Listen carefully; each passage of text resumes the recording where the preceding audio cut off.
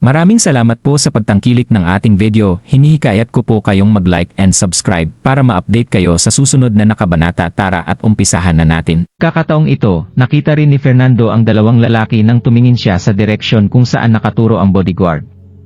Dose-dose ng bodyguards na ang nakapaligid sa dalawang lalaki sa oras na ito. Nang ina, tapos na kayo ngayon. Fernando, dukutin mo ang mga mata niya at baliin ang lahat ng kanyang mga paa. Galit na sinabi ni Matilda habang nakasara ng mahigpit ang kanyang mga kamao. Tumango si Fernando bilang pagsang-ayon. Samantalang sina Gerald, Chester, at Aiden ay nakatutok sa mga laban na nagaganap sa loob ng arena. Sa katunayan, ang dalawang manlalaban na ito ay nagsasanay ng husto sa loob ng mahabang panahon. Napakalakas nila at matindi ang kanilang abilidad. Sa makatuwid, totoong entertaining ang kanilang laban. Mark Crawford, parang may mali.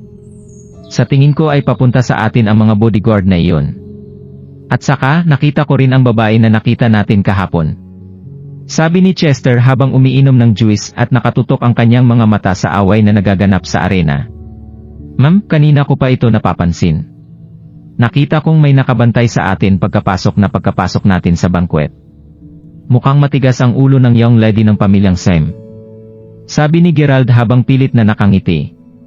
Kuya, may problema ba? Pabulong na tinanong ni Aiden nang mapansin niyang may mali. Okay lang. Maghintay na lang tayo kung ano ang una nilang gagawin. Malumanay na sumagot si Gerald. Aiden! Aiden! Bakit mo tinatawag na kuya mo ang lalaking ito? Biglang tinanong ni Lijan habang hawak ang braso ni Aiden. Bakit parang mas malakas ang lalaking ito na nagngangalang Gerald kumpara kay Aiden? Bakit parang nakababatang kapatid lang niya si Aiden? May mga bagay na hindi mo dapat itanong. Mabuhay ka lang ng maayos at tapat. Kung may away mamaya, tumabi na lang kayo. Hindi nila kayo pahihirapan dahil wala itong kinalaman sa inyo. Nakasara ng mahigpit ang kamao ni Aiden habang naghihintay na makipaglaban sa sandaling ibinigay sa kanya ni Gerald ang utos. Alam ng mga tao ang magaganap nang makita nila ang eksena na ito. Nakita nila ang napakaraming bodyguard na biglang pumasok sa eksena, kaya sino pa ba ang maglalakas loob na magsalita ngayon? Tahimik na tumingin ang lahat kay Gerald habang iniisip kung ano ang susunod na mangyayari. Boom! Sa oras na ito, ang tunog ng isang bote ng red wine na nahuhulog sa lupa ang umalingaw-ngaw sa buong paligid. May taong sadyang binasag ang isang bote ng red wine sa tabi mismo ng table ni Gerald. Isang babae ang agresibong lumapit sa kanila. Grabe talaga kayong dalawa. Kung saan-saan ko kayo hinanap at inakala ko na nakatakas na kayo. Talagang hindi ko inaasahan na maglalakas loob kang pumunta sa isang bangkwet na pinangungunahan ng pamilya ko. Ang babaeng ito ay walang iba kundi si Matilda. Ngumisi siya habang nakatitig sa kanila. Maghihiganti siya dahil sa kahihiyan na dinanas niya at ipaghihiganti ang kanyang sarili sa harap ng lahat ng nandito. Hindi ko na kailangang hagilapin ang iba't ibang lugar para lang mahanap ka. Sabi ni Matilda habang nakangisi. Base sa kakayahan ng mga lalaking ito. Hahaha. Walang kwenta ang efforts mo kahit na 10 beses ka pa magpadala ng tao dito. Sabi ni Chester habang tumatawa. Sinong pinagmamalaki mo? Kung magpapadala siya ng 10 beses ng dami ng tao, abot siya ng 500 hanggang 600 na tao na susugod dito. Kahit na mayroong 600 na baboy dito, hindi ba kailangan mo silang hulihin ng sabay-sabay? Masyado kang magaling at makapangyarihan, kaya mas mabuti nang kalabanin mo si Fernando. Kaya mo ba siyang kalabanin? Lumapit ang isang malaki at matipunong lalaki, makikita ang mapanlait na itsura sa kanyang mukha. Habang nagsasalita siya, maririnig ang intensyon na pumatay sa kanyang salita, naging malamig ang pakiramdam sa paligid nila. May pagkakataon kang makipagkompetensya kay Fernando sa pagkakataon na ito. Kaya kahit natanggalin mo ang iyong mga paa, at kahit na ikaw ay mapilay, pwede mo pa din itong ipagmalaki habang buhay dahil nagkaroon ka ng pagkakataong lumaban kay Fernando. Napakaraming eksperto mula sa Martial Arts Association ang nandito ngayon. Kaya, bakit hindi mo sila tanungin tungkol sa pangalan at reputasyon ni Fernando Dawson? Sabi ng matipunong lalaki. Fernando Dawson. Pagkatapos niyang sabihin ito, ang lahat ng nakarinig nito ay biglang nanginig dahil sa takot. Ang mga skills at cultivation base ni Fernando ay sikat at kilala sa buong Martial Arts Association. Mula pa noong teenager si Fernando, kahit ang isa ng top master ay hindi siya kayang kalabanin. Napakatalino si Fernando at siya ay isang nakakatakot na tao. Bukod pa dito, nakikita ng lahat na ang isang lalaki na dahan-dahan na umaakyat sa mataas na plataporma ay may majestic aura habang kinukusot niya ang kanyang mga mata. Pagkatapos nito, tinuro niya si Gerald at sinabi, "Narinig ko kay Matilda na magaling ka raw sa labanan. Bakit hindi mo tanggapin ang hamon ko? Gusto kong makita mismo kung gaano kakalakas." Umiling lang si Fernando at pilit nang umifi habang pinagmamasdan ang masigasig na mata ng audience. Sa oras na ito, hindi inaasahan ni Aiden na makukuha ni Matilda si Fernando na lumaban sa ngalan niya. Kaya naman makikitang pinagpawisan na ang buong noo niya sa mga oras na ito. "Pasensya na pero hindi ako interesado," walang pakialam na sumagot si Gerald. Ayaw ni Gerald na maging masyadong pabida at ayaw niyang makaakit ng maraming atensyon sa kanya habang lumalakbay pa siya. Bukod pa dito, maraming mga tao dito ang may kaugnayan sa pamilyang Gunter. Hindi alam ni Gerald kung ano ang nangyayari sa pamilya Gunter, kaya ayaw niyang padalos-dalos. "Hindi ka interesado? Sa tingin ko natatakot ka na labanan siya, tama ba?" "Gigo, hindi naman ganito ang kilos mo noong sinaktan mo ako kaninang hapon. Kaya bakit ka natatakot? Bakit wala kang ginagawa ngayong hinahamon ka ni Fernando?" Malamig na sinabi ni Matilda habang galit na galit siya. Hinamak at minamaliit niya si Gerald oras na iyon. Siya ang eldest young lady ng pamilyang Sim sa Perton City at ngayon lang niya naranasan ang ganitong uri ng panlalait sa buong buhay niya. Sa totoo lang, nagpadala na ang pamilyang Sim ng kanilang mga tauhan para harangin sina Gerald at Chester sa hotel, ngunit sa kasamaang palad, wala silang dalawa sa hotel. Noong una ay naisip ni Matilda na ang dalawa ay tumakas matapos malaman ang kanyang background at kapangyarihan. Sa hindi inaasahang pagkakataon, lumalabas na hindi pala sila umalis ngunit nagkaroon pa sila ng lakas ng loob na dumalo sa bangkwet ng pamilyang Sim. Totoong pala na kapag gustong mahanap ng isang tao ang lahat, hindi niya ito mahanap.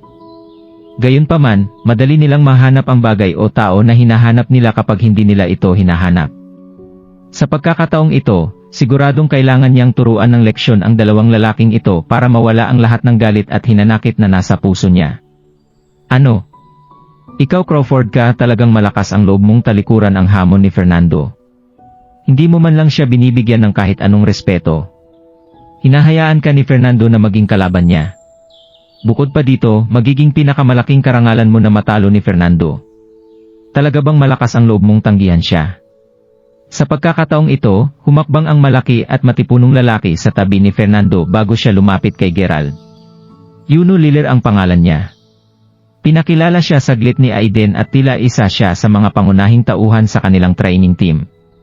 Lantarang tinanggihan ni Gerald si Fernando hanggang sa punto na si Fernando na mismo ang naghamon sa kanya, kaya naramdaman ni Yuno na parang katumbas ito ng sampal sa muka ni Fernando. Makikita na dismayado si Fernando dahil dito. Iminulat niya ang bahagyang naningkit niyang mga mata habang nakatingin kay Gerald nang nakakunot ang kanyang noo. "Paano kung ayoko siyang pagbigyan dito?" Tanong ni Gerald habang nakataas ang ulo niya at nakatitig kay Yuno at makikita ang mapangasar niyang itsura. "Ikaw," namula agad ang mukha ni Yuno sa sobrang galit, natutukso siyang bugbugin si Gerald sa oras na ito. Nagmamadaling sumugod si Aiden sa gilid ni Gerald. Napakalakas at makapangyarihan na ngayon ni Crawford, kaya nagulat si Aiden sa lakas at kakayahan na ipinakita ni Gerald nang tulungan siya nitong mahuli ang magnanakaw. Ngunit ang taong nasaktan ngayon ni Gerald ay walang iba kundi si Fernando, isang halimaw. Kinabahan si Aiden sa oras na ito. Kung tutuusin, nahirapan silang harapin si Maverick nung una, ngunit hindi siya maikukumpara kay Fernando kapag naisipan nitong gumawa ng move. Kaya talagang nag-aalala si Aiden sa kaligtasan ni Crawford kung sabay silang atake kaila Fernando at Yuno. "Fernando, Yuno, parang misunderstanding lang ang lahat ng ito. Pwede bang huwag mo akong pahiyain? Bakit hindi tayo umupo at mag-usap?" Sabi ni Aiden. "Pwede tayong umupo at uminom, paniguradong matutuwa ka sa magiging kabayaran namin sa kaguluhan na ito." Sumuko at nakiusap na lamang si Aiden sa kanila para masiguro na si Crawford ay walang matatamong pinsala. "Aiden, naiintindihan ko ang iyong mabuting intensyon, pero wala akong oras para umupo at makipag-usap sa kanila." Tinapik ni Gerald si Aiden sa balikat niya. Alam niyang ginagawa lang ito ni Aiden para sa kanya dahil natatakot siya para sa kanyang kaligtasan. Gayunpaman, nagsasabi rin ng totoo si Gerald. Ayaw niya ng gulo at gawin ang part niya sa kaganapan na ito. Ayaw niyang gawing magulo ang kaganapan ngayong araw. Masasabing gagawa si Gerald ng isang concession pagdating sa ilang mga pangyayari. Sa oras na ito, tumingin siya kay Matilda bago niya sinabing, kung meron kang hinaing sa akin na hindi nalutas, sabihan mo ang tatay mo na pumunta sa Mayberry City para hanapin si Mark Crawford. Naniniwala ako na makukuha mo ang sagot na gusto mo. Sabi ni Gerald habang nakangisi. Huh? Mark Crawford mula sa Mayberry City. Sa sandaling sinabi ni Gerald ang mga salitang ito, nabigla ang lahat ng mga nasa kaganapan. Mark Crawford mula sa Mayberry City. Pati si Matilda ay natigilan din. Impossible. Humph? Nagpapanggap ka lang na si Mark Crawford mula Mayberry City kasi alam mong mamamatay ka na dito, di ba? Nagmamadaling sinabi ni Matilda pagkatapos niyang makapagdesisyon. Ang mga babaeng kasama ni Aiden ngayon ay nagkaroon ng bagong tingin kay Gerald. Sa tingin ko, napilitan siyang magpanggap bilang si Mark Crawford mula sa Mayberry dahil nasaktan niya si Miss Syme. Iyon lang siguro ang paraan para mailigtas niya ang sarili niyang buhay ngayon. Kung hindi, sa malamang ay pilay na siya ngayon.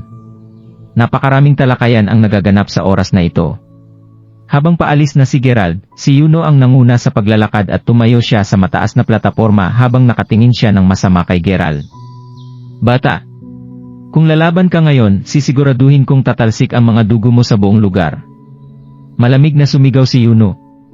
Si Yuno ay master din ng Martial Arts Association. Malamang ay hindi niya hahayaan na makalaya lang ng ganoon ang lalaking ito na nagpapanggap bilang Mark Crawford mula sa Mayberry City. Masyado lang talagang maangas ang lalaking ito. Sinong nagbigay sa kanya ng lakas ng loob na magpanggap bilang young master ng pamilyang Crawford? Mukhang gusto na niyang mamatay talaga. Maraming mga tao ang galit na galit sa panahong ito. Talaga ba? Malakas pala ang loob mo na lumapit, kaya bakit hindi ka pumayag na lumaban sa akin? Tanong ni Yuno habang nakangisi. Kailangan pa ninyong sumali sa training sa ilalim ng pamilyang Gunter bukas. Pero gusto nyo pa rin makipaglaban sa akin. Sagot ni Gerald habang umiling. Hahaha. Isa ka talagang walang kwentang basura. Sinasabi mo bang masasaktan mo ako kapag nakipaglaban ako sa'yo? Sobrang confident ni Yuno. Bukod pa dito, ang mga sinabi ni Gerald ay tila ang pinakamalaking biro na narinig niya sa buong buhay ni Yuno at hindi niya maiwasang tingnan ng masama si Gerald. Parang tumingin si Gerald kay Yuno bago siya ngumiti at sinabing, handa ka na bang makipaglaban sa akin ngayon? Bakit? Natatakot ka ba? Lumapit si Yuno kay Gerald at sinusundot niya ang dibdib ni Gerald habang madiin na sinasabi, kung natatakot ka, huwag ka nang magsinungaling o magyabang. Mas mabuti nang putulin mo ang kamay mo sa harap ni Miss Matilda. Ngumuso si Gerald bago niya sinabing, naisip ko lang na hindi ka karapat-dapat na maging kalaban ko. Hindi ako karapat-dapat para maging kalaban mo, inakala ni Yuno na mali ang narinig niya sa mga sinabi ni Gerald.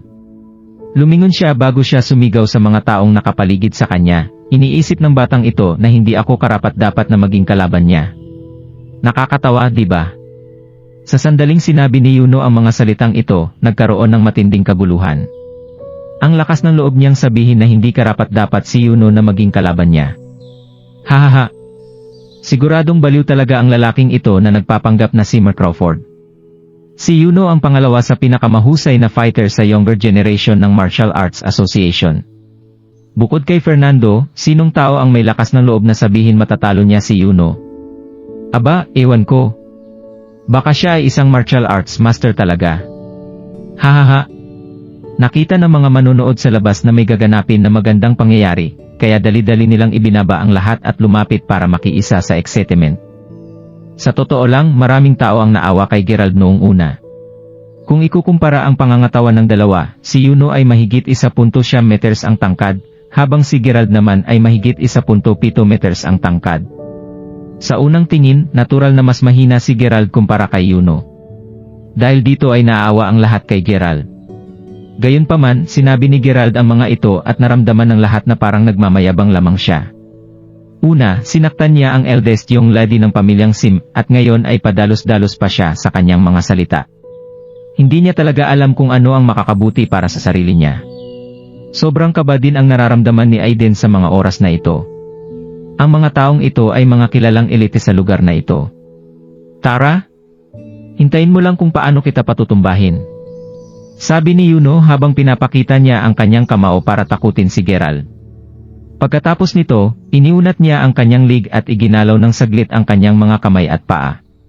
Sinimulan ni Yuno na makipagsuntukan sa sandaling ito at ang bawat suntok niya ay napakalakas na parabang sapat ito para pumatay ng tigre.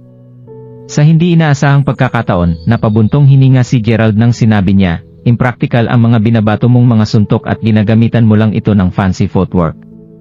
Sa sandaling sinabi niya ang mga salitang iyon, hindi lang ang itsura ni Yuno ang nagbago ng husto, kundi gayon din ang lahat ng mga nanonood na mula sa Martial Arts Association. Maging ang ekspresyon ni Fernando ay nagbago sa oras na ito. Impractical footwork na may fancy footwork. Hindi lang si Yuno ang sinisiraan ni Gerald, kundi pati na rin buong Martial Arts Association. Sa sandaling ito, tuluyan nang nawala ang lahat ng simpatiya na unang naramdaman ng mga manunood para kay Gerald.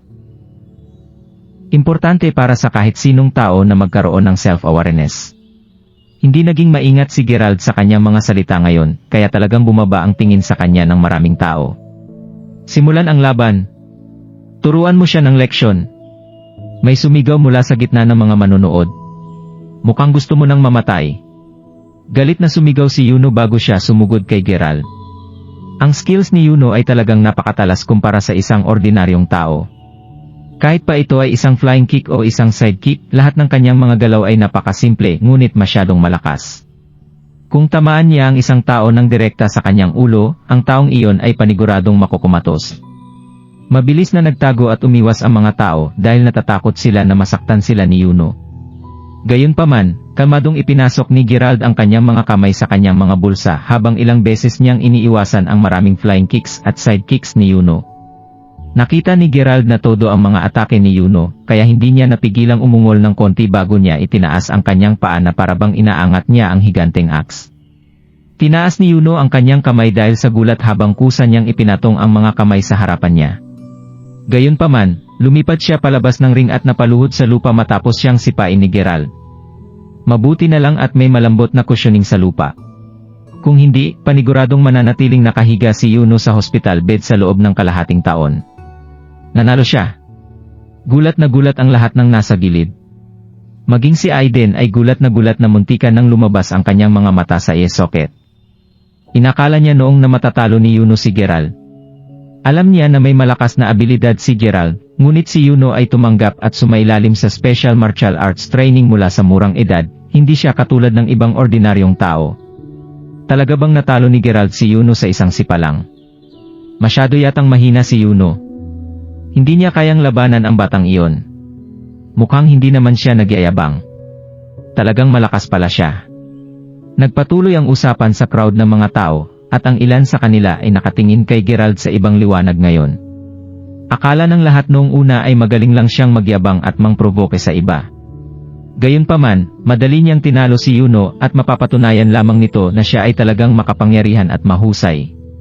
Nagkaroon ng matinding pagbabago sa mukha ni Matilda nang mangyari ito. Hindi niya inaasahan na mananalo si Gerald. Dagdag pa ang katotohanan na madali siyang nanalo. Alam ni Matilda ang lakas ni Yuno, pero hindi tumalab kay Gerald kahit ang isang atake niya. Napuno ng galit at hinanakit si Matilda kay Gerald sa oras na ito. Nakakunot ang noo ni Fernando habang naglalakad para tingnan si Yuno. Parehong nabali ang mga meridian sa mga braso ni Yuno, at ang magkabilang tuhod niya ay basag na ang mga buto. Sa mga oras na ito, nawalan na ng malay si Yuno dahil sa sobrang sakit.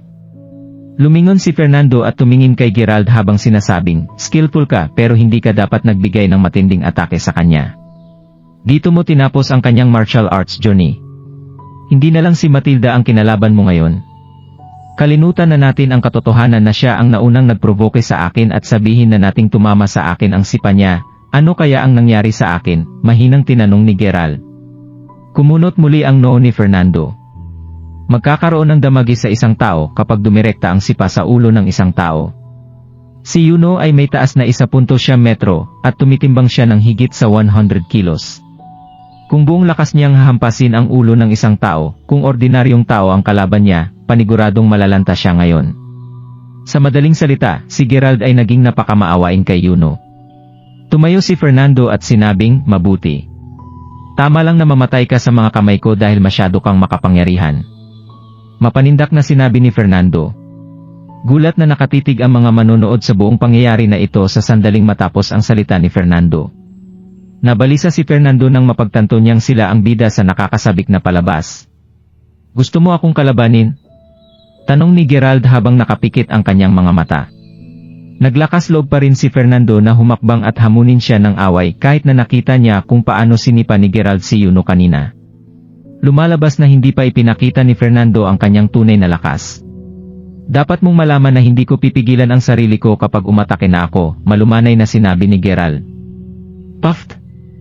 Sa tingin mo ba ay matatalo mo si Fernando?" Sa sandaling magsalita si Gerald, mayroong isang tao na hindi natutuwa sa gitna ng mga manonood. Si Matilda ang nagsalita habang nakanguso. "Tama. Hindi naman talaga ganoon kalakas ang sipa niya kanina. Mas mabilis at mas malakas lang iyon." Sabi ng isa pang babae. Madali at mabilis na natalo ni Gerald si Yuno kanina, kaya nagtiwala ang lahat sa lakas at kakayahan ni Fernando. Kung tutuusin, napatunayan ni Fernando ang kanyang lakas at kakayahan sa harap ng hindi mabilang na mga tao sa loob ng ilang taon. Sigurado din si Matilda ngayon. Kung tatalunin ni Fernando ang taong ito, paniguradong tatapusin niya na ang buhay ni Gerald. "Ikaw, magsimula na tayo. Patutumbahin kita sa unang 10 suntok mo." Sigaw ni Fernando habang nakatingin siya kay Gerald bago siya nakangiting umiling. Pagkatapos nito, ipinatong ni Fernando ang kanyang mga braso sa kanyang likuran at ipinikit pa ang kanyang mga mata bago siya humarap kay Gerald. Nakikita sa kanyang aksyon na ito na siya ay nasa isang uri ng kakaibang kapaligiran. Ang lahat ng iba pang tao sa buong mundo ay walang kabuluhan sa kanya. Wala bang plano si Fernando na umatak? Masyadong masama ang mga lumabas sa labi ng lalaking iyon. Sa palagay ko, ito ang paraan ni Fernando para harapin siya. Ginagawa niya iyon dahil may dahilan siya. Alam mo bang eksperto ang pamilyang Dawson sa isang sikretong martial art technique na tinatawag na Art of Counter-Injury? Ano? Anong ginagawa nito? Mula sa narinig ko, ang mga practitioner ng martial art na iyon ay hahayaan kang umatake sa abot ng makakaya mo. Para sa tuwing bumibigat ang bawat atake nila, mas bumibigat ang kanilang mga kamay. Hala? May ganun palang teknik. Habang abala ang lahat sa talakayan at hiyawan na may kasamang gulat at pagkamangha, binalot na ngayon ni Fernando ang kanyang sarili sa loob ng isang mahiwagang bil. Lalong naging misteryoso tuloy ang kanyang itsura ngayon. Nang makita iyon, napabuntong hininga na lamang ang lahat habang nanatiling nakapikit ang kanilang mga mata. Hindi alam ni Gerald kung ano ang Art of Counter-Injury. Gayunpaman, alam niya na malaki ang posibilidad na hindi siya makaalis ngayong araw maliban na lang kung naresolba niya ang insidenteng ito. Dahil doon, ipinikit ni Gerald ang kanyang mga mata habang lumalabas sa kanyang katawan ang kanyang inner strength. Sa oras na ginamit niya ito, agad na nagsimulang tumakbo si Gerald patungo kay Fernando. Umatake na siya. Siguradong makakalaban si Fernando diyan. Nanatiling nakabukas ang mga mata ng lahat habang pinagmamasdan nila ang mabilis na sipa ni Gerald kay Fernando. Pagkatapos ng malakas na tunog, ang nakakasakit na tunog ng mga nabaling mga buto ang umalingaw-ngaw makalipas ang ilang segundo, habang patuloy na nanonood ang mga tao sa katawan na itinapon pa atras hanggang sa bumangga ito sa mga mesa at upuan. Gayunpaman, hindi ang mga magugulong mesa at upuan ang kailangang isipin ng lahat. Nakaupo ang ilang miyembro ng Martial Arts Association sa harap mismo kung saan tumama ang katawan ni Fernando, kaya marami sa kanila ang nagtalunan para subukang makaiwas sa mga atake. Sa wakas ay huminto ang kanyang katawan nang tumama ito sa umiikot na glass door sa malaking hall, umalinggaw-ngaw dito ang malakas na tunog ng mga nabasag na glass. Kawawa ang sinapit ng katawan ni Fernando. Napahinto ang lahat habang nakatingin sila sa pangyayari na ito at lalo na ito para kay Matilda. Bumulong si Matilda nang makawala siya sa kanyang pagkabigla. Paano? Paano ito nangyari? Nagulat ang lahat ngunit ipinagpatuloy pa rin nila ang pakikipag-usap sa bawat isa. Siguro may tinatagong taktika si Fernando. Siguro nga. Alam ko na hindi siya ang tipo ng tao na madaling matalo. Sigurado ako na mayroon siyang tinatagong taktika. Tama ba? Habang iniisip ng lahat ay nakakabigla na mga kaganapan, si Fernando naman ay nagsusuka ng dugo. Makikita ang gulat at takot sa kanyang mga mata habang nanginginig ng husto ang kanyang katawan. Ang puwersa mula sa sipa na iyon ay nagdulot ng matinding damage sa buong katawan ni Fernando. Dahil doon, blanko na ngayon ang isip ni Fernando habang patuloy siyang nakahiga sa lupa. Si Gerald ay nakatayo pa rin sa ibabaw ng plataporma bago siya tumingin kay Fernando at sumigaw, "Hoy, isang lang iyon. May utang ka pa sa akin na siyam.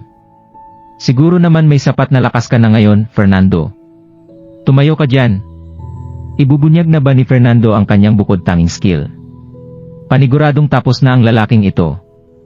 Pinakinggan ni Fernando na patuloy siyang sinusuportahan ng mga tao, kaya dahan-dahan siyang gumapang at tumayo.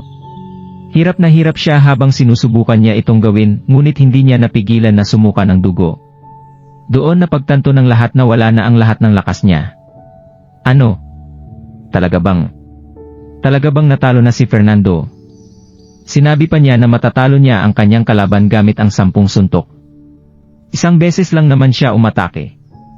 Nahimatay si Fernando dahil sa lahat ng internal injuries niya, kaya tumakbo si Matilda sa kanya habang sumisigaw, "Fernando! Napakalakas mo, Mark Crawford," sigaw ni Aiden sa sobrang tuwa. Hindi sapat ang paghanga para ilarawan ang nararamdaman ni Aiden kay Gerald.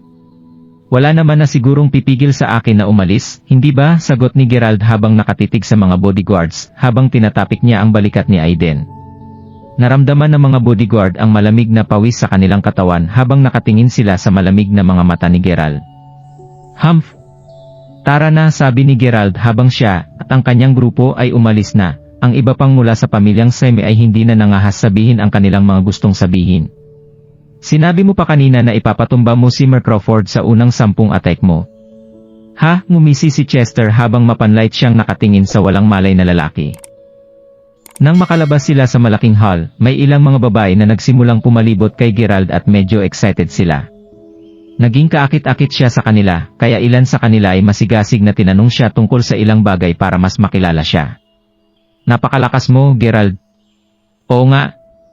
Gerald, ikaw ba talaga ang legendary Mark Crawford na mula sa Mayberry?" "Hindi ito sinabi sa amin ni Aiden." "Paano kung ako nga?" "Importante ba yon?" kaswal na tinanong ni Gerald. Bumuka ang bibig ng mga babae nang sabihin niya iyon. Makikita na hindi interesado si Gerald sa kanila kahit kaunti. Gamit lamang ang isang sipa ni Gerald, naging paralisado na si Fernando. Sa madaling salita, napagtanto ni Fernando na hindi niya magagamit ang kanyang braso nang magising siya. Ilan henerasyon nang may magandang relasyon ang pamilyang Semi at Dawson, kaya paniguradong nagdulot ng malaking kaguluhan sa pamilyang Semi ang insidente. Kung tutuusin, si Fernando ay isang sumisikat na bituin sa Martial Arts Association, ngunit siya rin ang nakatanggap ng special training mula sa pamilyang Gunter, isa sa mga pangunahing sikretong pamilya. Siya ay nagpaplano na sumali sa trail training sa susunod na araw, ngunit ito ay imposible sa kanyang kasalukuyang estado. Kung tutuusin, bugbog sarado si Fernando dahil lang sa misunderstanding sa pagitan ng eldest young lady ng pamilyang Sime, si Matilda, kay Gerald. Ang pamilyang Sime ay nagbigay ng sapat na atensyon sa misunderstanding para sa kanilang sariling kapakanan. Gulat na gulat si Shandon Sime, ang master ng pamilyang Sime, at ang isang nasa middle-aged na lalaki mula sa pamilyang Gunter nang makita ang kakilakilabot na kalagayan ni Fernando habang dinadala siya ng iba pang mga miyembro ng pamilyang Sime.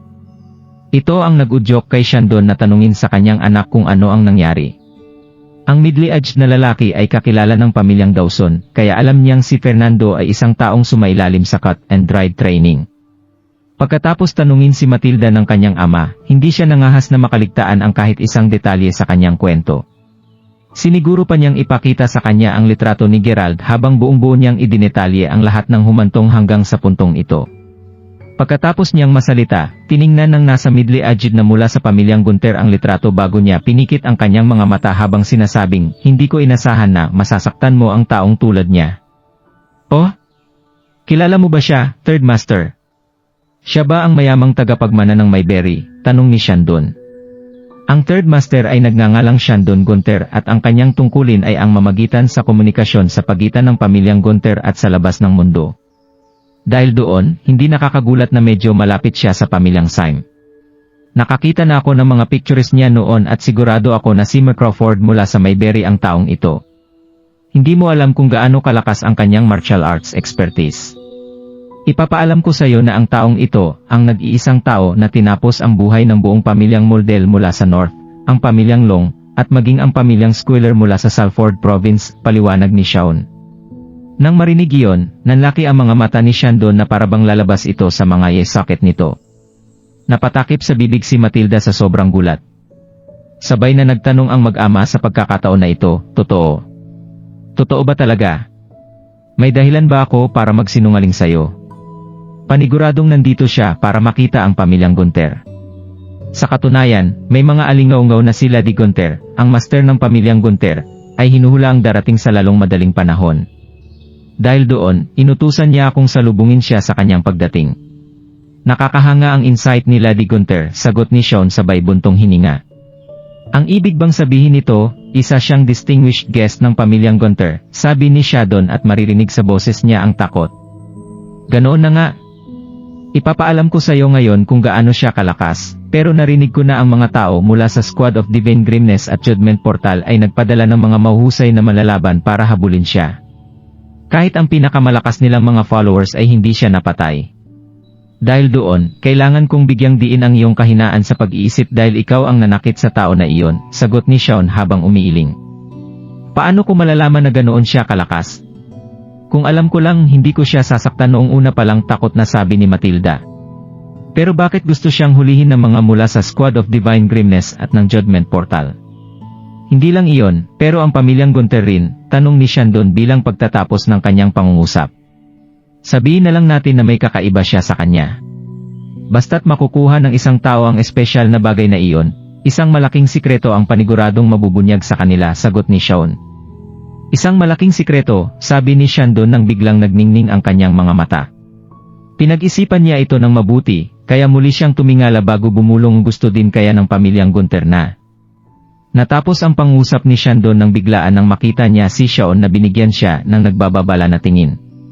Gayunpaman, lumalabas lamang dito na totoo ang hinala ni Shandon. Nakahinga siya ng maluwag nang maisip niya iyon. Ilang sandali pa nang tuluyang bumalik si Gerald sa kanyang hotel. Siyempre, nasira ang private room sa hotel na pinuntahan ni Matilda. Nakita niya ang magulo na itsura ng kwarto at naramdaman ni Chester na gusto na niyang umalis para patayin ang mga mula sa pamilyang Syme. Pero pinigilan siya ni Gerald bago pa man siya makalabas ng kwarto. Sana hayaan mo ako dahil alam kong hindi ito ang style mo, Mark Crawford. Ilang beses na tayong tinatarget ng pamilyang Syme, kaya paniguradong hindi natin sila basta-basta mapapabayaan, sabi ni Chester. Napailing na lang si Gerald bago siya sumagot, sabihin na lang natin na nag-aalala ako nitong mga nakaraang panahon, kaya ayoko munang sayangin ang oras ko sa pamilyang Simis.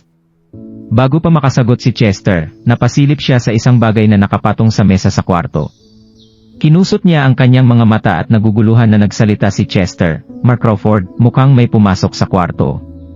Sumimangot si Gerald nang tingnan niya ang gulo sa harap niya na idinulot ni Matilda. Oo, napansin ko nga. Teka lang, hindi iyon ang sinasabi ko. Tumingin ka doon. Sa mesa? May nag-iwan sa'yo ng invitation letter na nag-imbita sa'yo na makipagkita sa kanila. Nang marinig iyon, napalingon si Gerald sa mesa. Nakita niyang totoo ang sinabi ni Chester, saka siya lumapit para kunin ang note. Nakalagay doon ang isang row ng mga salita na nagsasabing, magkita tayo sa Skybridge sa Querton City sa eksaktong hating gabi. Bukod sa message na iyon, wala nang iba pang nakasulat dito. Wala man lang itong pirma para ipahiwatig kung sino ang nagpadala nito. Si Matilda kaya ang nagpadala nito.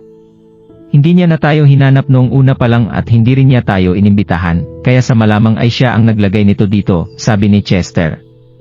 Umiling si Gerald bago siya sumagot, kilala ko siya, malamang ay mababaliw siya sa kakahanap hanggang sa tuluyan niya na tayong mahanap. Hindi ugali ng taong tulad niya ang mag-iwan ng ganitong bagay. Gayunpaman, ito ay isang kakaibang pangyayari. Wala akong kakilala sa Ancient City. Sino kaya ang gustong makipagkita sa akin, naisip ni Gerald sa kanyang sarili. Napagpasyahan ni Gerald na pupunta pa rin siya upang tingnan ang pangyayari. Pupunta ako ng mag-isa, Chester. Manatili ka muna dito sa ngayon, sabi ni Gerald. Affirmative. Ang Skybridge ay matatagpuan malapit sa southern suburbs ng Querton City, at pinagdugtong nito ang dalawang tipak ng lupa na pinaghihiwalay ng isang malaking ilog. Pagdating doon ni Gerald, kalahating oras na bago maghating gabi, at madilim na ang lahat kaya medyo nakakatakot ang pakiramdam. Hindi rin alam ni Gerald kung sino ang naghahanap sa kanya, kaya naging mapagmatyag si Gerald sa buong lakbay niya sa ilog. May ilang tao siyang nadaanan kanina papunta dito at parang wala ni isa sa kanila ang tumawag sa kanya. Biglang nakita ni Gerald ang isang bangkang kahoy na may maliliit na parol sa gilid nito at papalapit ito sa kanya. Sa tulong ng liwanag ng buwan, nakita ni Gerald ang isang nakatayong tao na nakasuot ng straw hat sa ibabaw ng bangka. Ang tao na ito na parang siya ay isang villager na nakatira sa malalim na kagubatan. Naramdaman ni Gerald na pambihira ang taong iyon base sa kanyang bilis sa pag-row ng bangka. Tiningnan ni Gerald ang taong iyon, kaya nagpanting ang kanyang mga tainga nang bigla niyang marinig ang kakaibang malamusika na tunog ng iron na paparating sa kanya mula sa lahat ng direksyon. Di nagtagal, 6 na tao ang lumabas mula sa kadiliman, gayon din ang tao sa bangka. Doon napagtanto ni Gerald na kailangan niyang harapin ang mga taong ito. Dumating ka na pala. Ngumisi ang isa sa mga lalaki. Nang marinig iyon, tumingin si Gerald sa papel na nasa kamay niya bago pinandilatan ang lalaki. Ikaw ang nag-iwan ng note sa akin na pumunta dito. Masyado naman akong masama kung hindi ako pupunta sa imbitasyon mo. Pero kailangan mo bang pahirapan ang sarili mo para lang kausapin ako? O may iba ka pang dahilan? Kahit pa malamig ang tingin ni Gerald, niyugyog ng leader ng grupo ang kanyang bakal na kadena at sumagot siya ng nakangiti, hindi mo na kailangang magtanong pa. Bibigyan kita ng choice ngayon. Kusa ka bang sasama sa amin? O mas gusto mo bang pilitin ka naming sumama sa amin? Nang marinig iyon, dahan-dahang naglakad si Gerald patungo sa nasabing leader at nagtanong, sasama ako. Saan? Nandito din ba kayo dahil sa King of Judgment Portal? O baka mga tao kayo ni Kuina? Napangiti ang leader ng grupo nang makita nila na matalino si Gerald. Alam niya na pinatay ni Gerald si Tiara at Beelzebub, pero makikita naman na hindi talaga siya kakaiba. Hindi mo na kailangang magtanong pa. Malalaman mo rin ito kapag sumama ka sa amin, nakangiting sumagot ang leader. Saiji, sabi ni Gerald. Kasunod nito, ipinikit ni Gerald ang kanyang mga mata ng saglit. Pagkatapos niyang idilat ang kanyang mga mata, ang kanina pa niyang malamig na tingin ay lalong nanlamig habang ang kanyang inner strength ay mabilis na pumipintig sa kanyang buong katawan. Sa isang saglits bigla na lang nawala si Gerald. Bago pa man makapag-react ang sinuman, maririnig ang malakas na kulog. Lumingon ang mga tao sa pinanggalingan ng tunog at agad na nanlaki ang mga mata ng lahat habang pinagmamasdan ang isa sa kanilang mga tauhan na lumipad ng 10 yards ang layo. Masyadong mabilis ang kilos ni Gerald na nagawa niyang patalsikin sa iba't ibang direksyon ang mga lalaki. Sumuka ng dugo ang mga kalalakihan at makikita na nagkaroon sila ng matinding internal damage sa kanilang katawan, habang ang iba pa nilang mga kakampi ay biglang natulala. Hindi nila inaasahan na susugod si Gerald ng walang pasabi. Maliwanag na sa kanila na masyadong mahusay na ang kanyang martial arts skills. Ano? Sigaw ng isa sa mga lalaki nang ibinato niya ang kanyang bakal na kadena papunta sa leg ni Gerald. Sinalo lang ni Gerald ang bakal na kadena at hinila ang tao patungo sa kanya. Nahulog ang taong iyon pagkatapos siyang hatakin ng biglaan at nagpupumiglas siya habang hinihila siya ni Gerald palapit sa kanya. Nang malapit na siya, ipinwesto ni Gerald ang kanyang paa bago niya ito sinipa sa muka. Umatras ang lalaki at sumabog ang kanyang ulo na parang isang pakwan na sumabog habang ang kanyang katawan ay humampas sa halos 10 guardrails ng tulay. Pagkatapos nito, maririnig ang malakas na hiyaw ng mga tao habang isa-isa silang pinatumba ni Gerald. Hindi masyadong malakas si Gerald sa ngayon, ngunit ang kanyang kasalukuyang lakas ay lampas pa rin sa kanyang lakas bago siya sumailalim sa Baptism of Heaven. Kakaiba para sa kanya nang makita niya na ang mga lalaking ito ay katulad ni Tiara sa paraan na ang kanilang inner strength ay sumailalim sa ilang mabilis at napakalaking pagbabago. Masasabi niya na magkatulad sila dahil may kaunting pagkakaiba sa pagitan ng mga lalaking ito, nang doon na pinatay niya na sila Tiara at Beelzebub, kahit na hindi pa niya matukoy kung ano ang mga pagkakaiba. Gayunpaman, bakit masyadong maraming pambihirang tao ang biglang sumailalim sa napakabilis na pagbabago sa kanilang inner strength? Sa oras na iyon, madali lang napatumba ni Gerald ang mga lalaking ito, maliban sa isa na nasa bangka. Ang lalaki na ito ay hindi gumagalaw ng kahit kaunti mula sa kanyang bangka, hindi niya man lang napansin na tinangay na ang kanyang straw hat. Inakala niya noon na si Gerald ang tipo ng tao na may karunungan pagdating sa martial arts, ngunit nabigla pa rin siya kahit nang makita niya ito sa kanyang mga mata. Gayunpaman, alam niyang hindi siya pwedeng manatili dito kaya mabilis niyang sinimulan ang pag-row ng kanyang bangka. Masyado siyang malakas. Kung hindi ako aalis, ako na ang susunod na mamamatay. Siyempre, hindi hahayaan ni Gerald na makatakas siya ng ganoon na lang. Tumalon siya ng mataas at dumaong si Gerald sa bangkang kahoy kasunod ang malakas na crunch. Habang binabalot ng malalaking alon ang bangka, sinubukan ng lalaki na tumalon sa bangka, ngunit siya ay nawala ng balanse at tumilapon siya. Nang makarating siya sa bangka, nakita niya na nandoon na si Gerald. Bago pa siya makagalaw ay agad siyang hinawakan ni Gerald sa leg. Kasalukuyan siyang sinasakal nang narinig niyang nagtanong ang lalaking ito, "Iisa lang ang tanong ko. Sino ang nagpadala sa'yo dito?" "Humph! Hindi ko ito sasabihin sa'yo. Alam kong papatayin ako kung sasabihin ko ito sa'yo." "Paano kung..." Bago pa man matapos ang sinasabi ng lalaki, maririnig ang crack sa sumunod na sandali. Makikita sa kanyang mga mata na parang hindi siya makapaniwala sa mga pangyayari nang marinig ng lalaki ang mahinang crack na sinundan ng dahan-dahang tumitinding pagkakahawak ni Gerald. Napagtanto ng lalaki na malapit nang mabali ang kanyang leg, kaya napaisip ang lalaki kung ayaw bang malaman ni Gerald kung sino ang nagpadala sa kanya. Ang kanyang buong buhay ngayon ay nakita niya ngayon at naisip niya kung kaya niyang imanipula ang kanyang huling attempt na imanipula ang kanyang secret technique para subukan niyang makatakas dito. Ang tekniko na tinutukoy ay gagamitan ng pagkonsumo ng Dead Annie. Sa katunayan, ang 7 lalaki kanina ay master sa nasabing teknik. Hindi lang nila naramdaman na kailangan nila itong gamitin sa isang tulad ni Gerald nang una nilang makita ang hitsura nito. Hindi nila ito inasahan dahil masyadong mabilis ang mga attack ni Gerald. Inakala niya noong una na hindi siya papatayin ni Gerald kung hindi niya sasabihin ang totoo. Kahit papaano ay inakala niya na pahihirapan lang siya ni Gerald. Naku, talagang nagkamali siya. Iyon ang huling naisip ng lalaki bago siya tuluyang mamatay. Pagkatapos nito ay itinapon ni Gerald ang bangkay sa ilog. Nagsalita siya habang pinapanood itong lumulutang malapit sa tulay, "Bahala ka kung ayaw mo itong sabihin sa akin."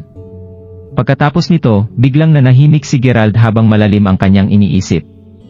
Hanggang ngayon, 3 malalakas na grupo ang inatake si Gerald at ang bawat isa sa kanila ay mukhang may balak na patayin siya. Nahulaan ni Gerald na si Quina at ang King of Judgment Portal ang may kinalaman dito. Regardless, ang lahat ng mga umaatake ay nagkaroon ng masyadong mabilis na increase ng kanilang inner strength. Gayunpaman, sina Tiara, Beelzebub, at ang 7 napatay niya ngayong gabi ay may magkakaibang surge ng inner strength. Ang kaninang 7 ay malinaw na walang kinalaman sa Divine Grimness at sa Judgment Portal. Sa madaling salita, mayroong ibang grupo ng mga makapangyarihang tao na sumusunod sa kanya. Lalo lang lumala ang kanyang sitwasyon nang mapagtanto niya na may ibang tao na sumusunod sa kanya.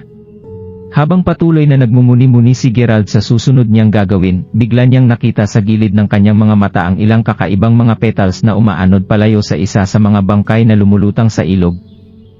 Alam ni Gerald kung ano ang mga ito. Dead Annies. May dala silang mga Dead Annies. Mula kaya sila sa pamilyang Gunther? Gusto ba nila akong hulihin? Habang ipinagpatuloy ni Gerald ang pag-iisip ng sitwasyon, napatalon siya sa takot nang marinig na may umubo malapit sa kanya. Pagtingin sa paligid, ang tunog ay tila nagmumula sa cabin na nasa wooden boat.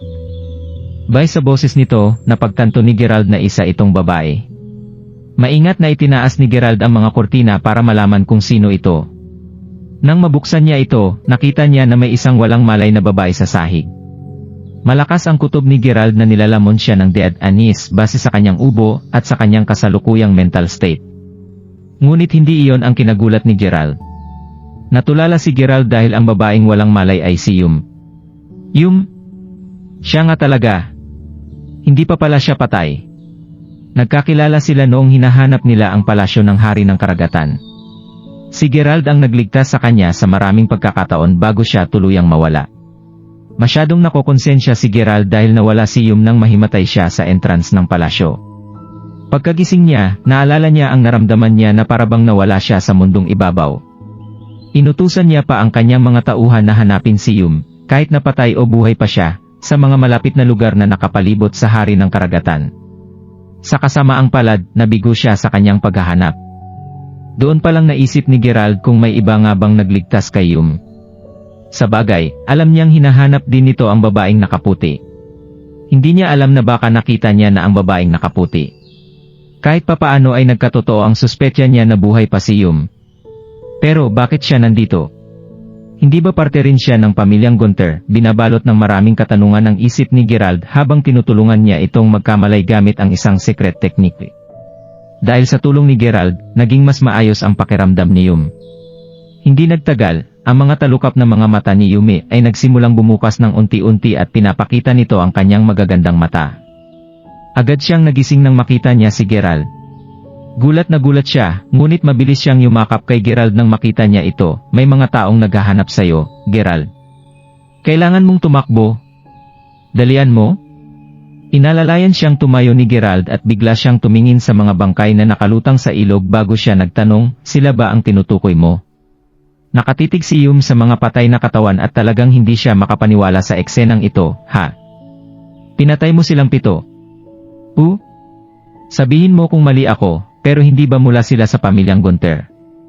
Mabilis na yumuko si Yum nang marinig niya ang tanong ni Gerald, medyo namumula ang kanyang nakakaakit na mukha. Silang 7 ay mga eksperto mula sa pamilya ko. Hindi ko talaga inaasahan na hahabulin nila ako. Bago ako nawala ng malay mula sa Dead Anis, doon ko napagtanto na sinusundan pala nila ako dahil gusto kanilang hanapin. Ganoon ba? Mukhang may mga sinabi kang mga kasinungalingan sa akin noon. Tulad ng hindi ko na maramdaman ang inner strength na meron ka noon. Nagpapanggap ka lang bang maging mahina noon? Tanong ni Gerald nang maintindihan niya ang sitwasyon. Inaamin ko na nagsinungaling ako sa iyo noon, pero mula nang makilala kita, wala na ang intensyon ko na saktan ka, sagot ni Yum na parang natatakot siyang ma-misunderstand ni Gerald ang mga nangyayari. Inamin mo na ngayon na nagsinungaling ka, kaya bakit ako maniniwala pa sa iyo? Kung tutuusin, ikaw ang mataas at makapangyarihang young lady ng pamilyang Gunter, sabi ni Gerald sabay pilit ng umiti. Kahit pa hindi ka naniniwala sa akin, binabalaan lang kita ngayon na umalis ka na dito. Magpapaliwanag ako sa iyo sa susunod pero sundin mo muna ako sa ngayon. Kailangan talaga nating magtago, sagot ni Yum. Naramdaman ni Gerald na pwede niyang mapagkatiwalaan ang babaeng ito, ngunit hindi na siya ang parehong tao 2 years ago. Alam niya talaga na kapag mas maganda ang isang babae, mas mapanlin lang ang babaeng iyon, at si Yumi ay masyadong kaakit-akit. Niloko na siya nito noon kaya hindi niya maiwasang mag-ingat. May nararamdaman siyang matinding inner strength kay Yum ngayon, ngunit hindi iyon ang inaalala niya sa kanya. Sigurado si Gerald na hindi niya kayang talunin siya ng kanyang kasalukuyang lakas ng mag-isa at alam rin niyang hindi siya makakalaban sa kanya kung aatake ito gamit ang Dead Anis. Dahil dito ay magiging mahirap sa kanya na umatras kung pinili niyang maniwala kay Yum, kaya nag-aalangan siyang paniwalaan siya. Para bang binabasa ni Yumi ang iniisip ni Gerald kaya sinabi niya, alam kong natatakot ka sa mga Dead Anis. Eto, ibinabato ko na lahat ng mula sa akin ngayon. Masyado kang malakas na nagawa mong patayin ang 7 eksperto ng pamilyang Gunter, kaya alam mo na hindi kita matatalo kung wala ang Dead Anis na ito. Nakikiusap ako sa iyo, maniwala ka lang sa akin at hayaan mo akong sumama sa iyo. Kasunod nito, pinanood ni Gerald ang paghagis ni Yum ng mga petals sa ilog. Ayan, wala na akong mga petals ngayon.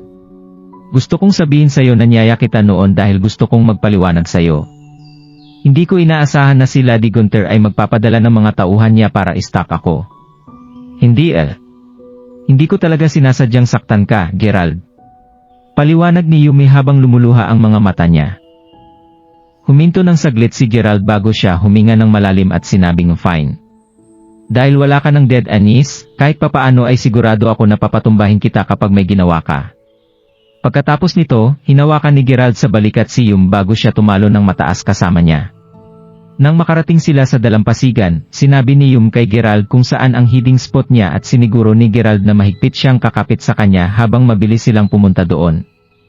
Alam ni Gerald na kulang siya ng lakas para makipag-away laban kay Quena at sa King of Judgment Portal, kaya patuloy siyang nagiging maingat ngayong alam niyang may mataas na posibilidad na makakaharap niya ang mula sa pamilyang Gunter. Hindi nagtagal, nakarating sila sa isang kuweba.